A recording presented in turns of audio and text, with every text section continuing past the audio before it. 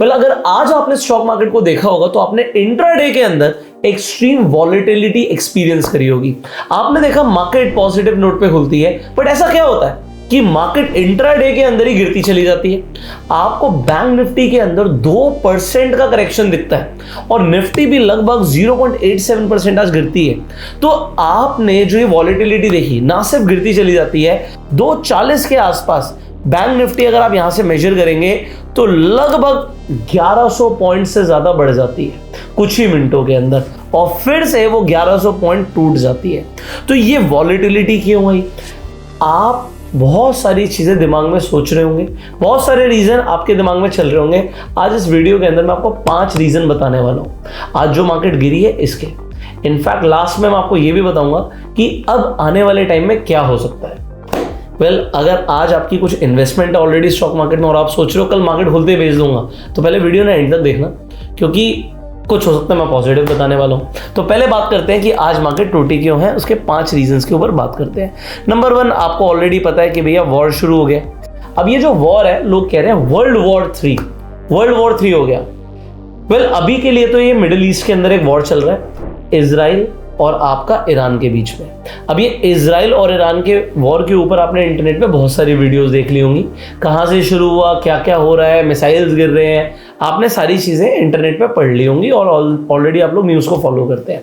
बात यह है कि इस वॉर की वजह से ही क्या ये हो रहा है, सिर्फ वॉर की वजह से हो रहा है ये बोलना गलत होगा, क्योंकि मैं आपको एक बड़ी पिक्चर देना चाहता हूं। तो लोग इंटरनेट पे बोल रहे हैं कि वॉर की वजह से मार्केट गिर रही है। देखो, अगर एक्चुअल में वर्ल्ड वॉर 3 जैसी सिचुएशन बिगिन हुई तो आपको अगले ही दिन मार्केट गैप डाउन होते हुए दिखेगी लगभग 5%। तो मार्केट अगर वॉर के ऊपर आप जाओगे कि वॉर के ऊपर एंटिसिपेशन ऑफ द वॉर में मार्केट गिर रही है, तो ये इनकम्प्लीट स्टोरी है। हाँ, वॉर एक रीजन जरूर है। क्यों? अब वॉर से होता क्या? पहली बात तो ये वॉर है कहां, ये बहुत ज्यादा इंपॉर्टेंट है। ये वॉर हो रहा है मिडिल ईस्ट से। अब ये मिडिल ईस्टर्न कंट्रीज के अंदर अगर वॉर होगा तो यहां पर प्रॉब्लम आएगी ऑयल की सप्लाई के ऊपर। जैसे ही ऑयल की सप्लाई के ऊपर आएगी तो आप क्रूड ऑयल का चार्ट देखिए। क्रूड ऑयल का चार्ट मैं आपको यहां पर दिखा भी देता हूं। चलो, अगर मैं क्रूड के फ्यूचर्स की बात करूं तो क्रूड के फ्यूचर्स आपको भागते हुए देखेंगे, बिकॉज ये देखो क्रूड के फ्यूचर्स क्यों भाग रहे हैं, क्योंकि वॉर हो रहा है मिडिल ईस्ट में। अब यहां से आपको पूरा लॉजिक समझ आएगा कि स्टॉक मार्केट से कैसे लिंक्ड है। जैसे ही क्रूड के प्राइसेस बढ़ते हैं, ऑयल के प्राइसेस बढ़ेंगे, तो जितनी भी आपकी ट्रांसपोर्टेशन है उसकी कॉस्ट बढ़ जाएगी। तो जितनी भी कंपनीज ट्रांसपोर्टेशन के ऊपर रिलाय करती हैं, अब ज्यादातर कंपनीज अपनी प्रोडक्शन कर रही हैं, कोई कुछ बना रहा है, कोई कुछ बना रहा है, इन सबकी ट्रांसपोर्टेशन की जो कॉस्ट है वो बढ़ जाएगी। अब कॉस्ट बढ़ेगी तो कंपनीज के प्रॉफिट कम हो जाएंगे, क्योंकि कंपनीज के प्रॉफिट कम होते हैं तो शेयर्स के प्राइस गिरते हैं। अब क्या होता है, जो स्टॉक मार्केट है फ्यूचर आउटलुक पे चलता है, तो जो अभी हुआ भी नहीं है और होना शुरू हुआ है उसी के ऊपर मार्केट रिएक्ट करना शुरू कर देती है, बोथ पॉजिटिव एंड नेगेटिव। तो इसीलिए, क्योंकि क्रूड के प्राइसेस बढ़ रहे हैं, अब ये दूसरा रीजन हो गया। एक तो आपको समझ आया भैया ईरान और इजराइल का वॉर है, ये फर्स्ट रीजन है। दूसरी चीज क्या है कि भैया क्रूड के प्राइसेस बढ़ रहे हैं और क्रूड की प्राइसेस की वजह से स्टॉक मार्केट पे असर पड़ेगा। अब तीसरी चीज, इसके ऊपर बहुत कम लोग बात कर रहे हैं, बट भैया FII फॉरेन इंस्टीट्यूशनल इन्वेस्टर्स जो इंडियन मार्केट्स में लगातार पिछले कुछ टाइम से इन्वेस्ट करते जा रहे थे, अब उनका आउटफ्लो शुरू हो गया। अगर आप यहां पर देखोगे तो इन्होंने लगभग थर्सडे को ही 15,200 करोड़ से ऊपर के शेयर्स बेच दिए थे, और ये हर दिन कर रहे हैं। अब ये पैसा लेकर कहां जा रहे हैं, इसे समझना जरूरी है। अगर हम पिछले हफ्ते की बात करें तो पिछले हफ्ते के लास्ट 3 ट्रेडिंग सेशंस के अंदर 30,600 करोड़ से ऊपर के शेयर्स FII ने बेचे। अब ये बेच के पैसा लेकर कहां जा रहे हैं, ये आ जाते हैं हम नेक्स्ट पॉइंट पे, दैट इज चाइना। अब चाइना ने ना अभी एक स्ट्रैटेजी प्ले करी है, वो ये है कि वहां पर फिस्कल स्टिमुलस की बात हो रही है, जिससे फॉरेन इन्वेस्टर्स को ल्योर किया जा रहा है। अब इसमें होने क्या वाला है, चाइना भी रेट कट कर सकता है। जो रेट कट अभी US में हुए हैं वो चाइना में भी हो सकते हैं, और वो वहां पर अट्रैक्ट कर रहे हैं इन्वेस्टर्स को। अब इससे उनकी इकोनॉमी पे क्या फर्क आया मैं आपको बताता हूँ। चाइना की स्टॉक मार्केट पिछले कुछ दिनों के अंदर, जो कि 7 ट्रिलियन की वैल्यूएशन पे खड़ी थी, उसके अंदर इजाफा हुआ है 4 ट्रिलियन का। मतलब 7 से 11 ट्रिलियन की वैल्यूएशन पे उनकी स्टॉक मार्केट पहुंच चुकी है। अब इसका फायदा देखो हमें भी हो रहा है। तो मैं बोलूँगा मेरा पोर्टफोलियो कोई बहुत ज़्यादा डाउन नहीं है, बिकॉज मेरे पास तो चाइना था। अब यहाँ पर अगर मैं आपको हैंग सेंग दिखाता हूँ, अब ये हैंग सेंग 20 क्या है, ये चाइना का एक ETF है। इसी तरीके से MAHK टेक, ये हमने पहले कुछ टाइम पहले बात करी थी जब मैंने पोर्टफोलियो ETF के बनाए थे, तो मैंने आपको बताया था कि भाई मैं अपनी इन्वेस्टमेंट डाइवर्सिफाइड रखता हूँ और मुझे चाइना सस्ता दिख रहा है इसलिए मैं खरीद रहा हूँ। तो एक तरफ मैं हैंग सेंग का चार्ट लगा देता हूँ, वो भी डेली। कुछ इस तरीके से आपको इनका चार्ट दिखेगा, ठीक है। और इसी तरीके से मैं यहाँ पर MAHK टेक का चार्ट भी लगा देता हूँ। तो इन्होंने कुछ बहुत ज़्यादा अच्छी रिटर्न्स दी हैं और हमने तो ऑलमोस्ट आप कह सकते हो कि बॉटम पे ही उठा लिया, तो हमें इसमें काफ़ी फ़ायदा हुआ है। बट येस, आपको ये ETFs थे तो ETF में मैं घबराता नहीं हूँ, तो इसलिए फ़ायदा होता है। अब पॉइंट ये है क्योंकि इन्होंने फॉरेन इन्वेस्टर्स को ल्योर किया चाइना ने, हांगकांग और चाइना के बाज़ार बहुत तेज़ हो गए हैं। क्योंकि ये बाज़ार बहुत तेज़ हो गए हैं तो इसका असर आपको ETF पे दिख रहा है। इनफैक्ट मैं आपको यहाँ पर खोल के भी दिखा देता हूँ हैंग सेंग का चार्ट आपको। तो ये जो हैंग सेंग का इंडेक्स है पिछले एक महीने में 34% बढ़ गया जी। अब ये 34% बढ़ा क्योंकि चाइना इन्वेस्टर्स को ल्योर कर रहा है। अब पैसा बेसिकली इंडिया से निकल रहा है, चाइना में जा रहा है। हर जो हेज फंड्स हैं, बड़े बड़े फॉरेन हेज फंड्स हैं, वो ये चाहते हैं कि ऐसी मार्केट्स में पैसा लगाया जाए जहां पर अपॉर्चुनिटी बहुत ज़्यादा हो सकता है उन्हें इंडिया ओवर वैल्यूड दिख रहा हो और इंडिया से पैसा निकल के चाइना जा रहा है और भी कंट्रीज से पैसा निकल रहा होगा।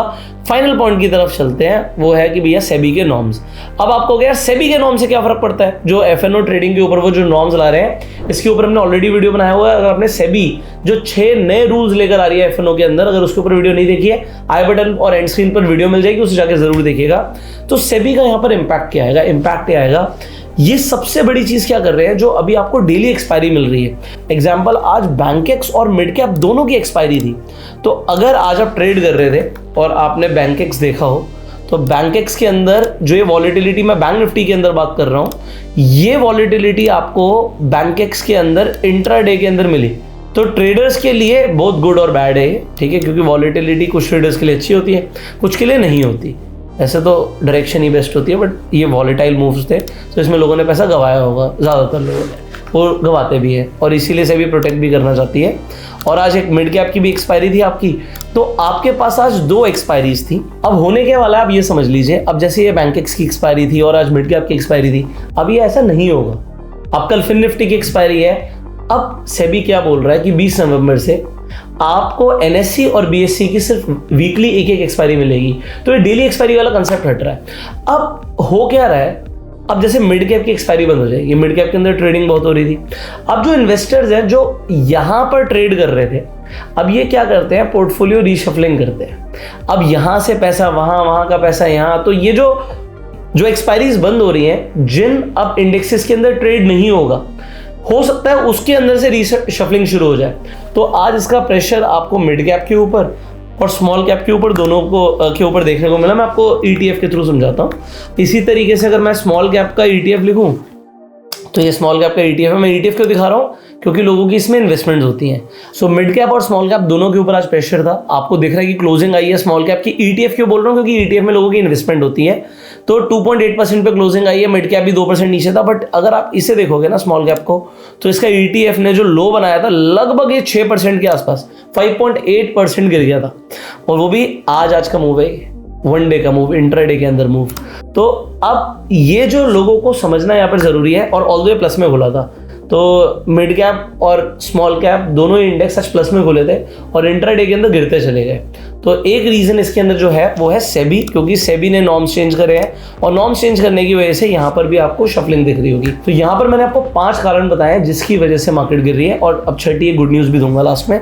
सो हम दोबारा से रिवाइज कर लेते हैं। एक तो मैंने बोला कि भाई इजराइल और ईरान का वॉर चल रहा है। दूसरा मैंने आपको बताया कि भाई क्रूड के प्राइसेस बढ़ रहे हैं। तीसरा मैंने आपको बताया कि भैया FIS का आउटफ्लो हो रहा है। चौथा मैंने यहाँ पर आपको बताया कि भैया चाइना ल्योर कर रहा है फॉरेन इन्वेस्टर्स को और वहां पर पैसा लग रहा है, इसलिए इंडिया से पैसा निकल भी रहा है। और फिर सेबी ने जो नॉर्म चेंज करे हैं, इसकी वजह से यहां पर मार्केट आपको गिरती हुई दिख रही है। अब गुड न्यूज़ क्या है? गुड न्यूज़ है जी, आज आप ये वीडियो देख रहे हो 7 तारीख को, 7 अक्टूबर को। 9 तारीख को RBI शायद रेट कट कर सकता है। अगर RBI ने रेट कट किया या फिर वो करने वाला होगा, मार्केट एंटिसिपेशन पे चलती है। तो अगर रेट कट किया तो कंफर्मेशन आ रही होगी या आ जाएगी, तो आपको मार्केट दोबारा से ऊपर जाती हुई दिखेगी। बट अगर रेट कट नहीं किया तो ये मार्केट के लिए नेगेटिव हो सकता है, काफ़ी नेगेटिव हो सकता है। तो गुड यहाँ पर ये है कि भैया 9 तारीख का आप वेट कर सकते हैं। अगर आरबीआई ने रेट कट किए तो मार्केट दोबारा से यू टर्न ले सकती है, और अगर नहीं किए, और अभी जो मैंने बोला है जो मिडिल ईस्ट में वॉर चल रहा है, अब इसके अंदर क्या, अगर इजराइल को यूएस सपोर्ट करने लग जाएगा, यहाँ पे ईरान को अगर चाइना सपोर्ट करने लग जाएगा, तो फिर तो भैया वर्ल्ड वॉर 3 हो गया। बट अभी तक ऐसा कुछ नहीं हुआ है। सो आपको क्या लगता है कि मार्केट क्यों गिर रही है, और आपको क्या लगता है कि कौन से ऐसे लेवल्स हैं जहां से मार्केट बाउंस बैक कर सकती है, कमेंट करके जरूर बताइएगा। फाइनली आपका कुछ भी ओपिनियन है तो कमेंट्स में लिख सकते हैं। इसके साथ साथ अगर आप स्टॉक मार्केट में नए हैं, आपके पास अभी तक डीमेट अकाउंट नहीं है, आप फ्री में जाकर डीमेट अकाउंट खुलवा सकते हैं। लिंक आपको डिस्क्रिप्शन और पिन कमेंट में मिल जाएगा। इसके साथ साथ अगर आपको algo trading software free of cost चाहिए तो जो स्क्रीन पर नंबर आ रहा है, इस नंबर पर आपको हाई भेजना है, आपको स्टेप्स मिल जाएंगे जिसके थ्रू आपको एल्गो के थ्रू अगर आपको मार्केट में ट्रेड करना, आपके ऑटोमेटिकली सौदे लगे, ऑटोमेटिकली प्रॉफिट बुक हो, स्टॉप लॉस अपने आप अगर आपका कट जाए, अगर आपको एल्गो के थ्रू ट्रेड करना है, इस नंबर को आप नोट कर लीजिए। सिंपली आप इसे सेव कीजिए, व्हाट्सएप पे हाई भेज दीजिएगा, आपको स्टेप्स आ जाएंगे जिसके थ्रू आपको algo trading software algo rooms free of cost मिल जाएगा। So share this video, subscribe this channel, click on the bell icon. We will see in the next video. Till that time, you go self made and Jai Hind.